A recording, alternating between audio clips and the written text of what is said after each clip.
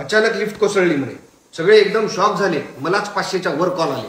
Overload हे कारण नसू शकतं, कारण दवाखान्याची लिफ्ट आहे आणि तिची कॅपॅसिटी मजबूत असते. अनेक प्रश्नांना उदाहरण आलेलं आहे. कारण जवळजवळ घातपातासारखी घटना.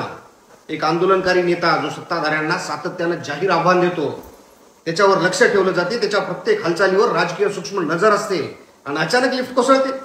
मला वाटतंय बरं हे इतकं सहज होऊ शकते का?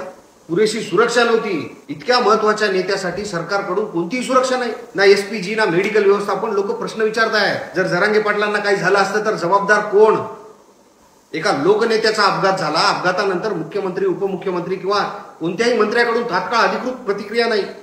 लोक म्हणतायत ना जरांगे पाटलांना अपघात होतो आणि सगळं सरकार शांत आहे, म्हणजे काहीतरी काळं पाणी आहे. लोकांचा संताप सोशल मीडियावर कसा व्यक्त होतोय?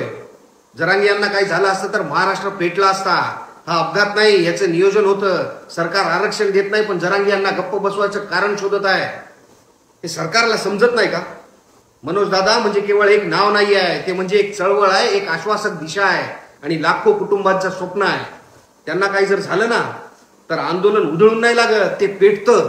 हे प्रकरण सामान्य ठेवणं आता सरकारच्या हातात नाही, ते लोकांच्या हातात गेलंय. लोकप्रतिनिधींनी उघड भूमिका घ्यावी. प्रत्येक आमदारानं, खासदारानं, खास करून मराठा नेत्यांनी खुलं स्टेटमेंट द्यावं. तपास समिती नेमावी. रुग्णालयाच्या लिफ्टची फॉरेन्सिक तपासणी करावी. मेंटेनन्स रेकॉर्ड, सीसीटीव्ही पूर्ण खुलं करावं. जरांगे पाटलांना झेड सुरक्षा द्यावी. लढणाऱ्या नेतृत्वाचं रक्षण करणं ही सरकारची जबाबदारी आहे.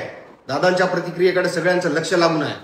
पुढच्या व्हिडिओत सविस्तर बोलू आणि सांगतो, मनोज जरांगे पाटलांना काही झालं असतं ना तर आरक्षण हा मुद्दा राहिला नसता, तो महाराष्ट्राचा ज्वालामुखी झाला असता.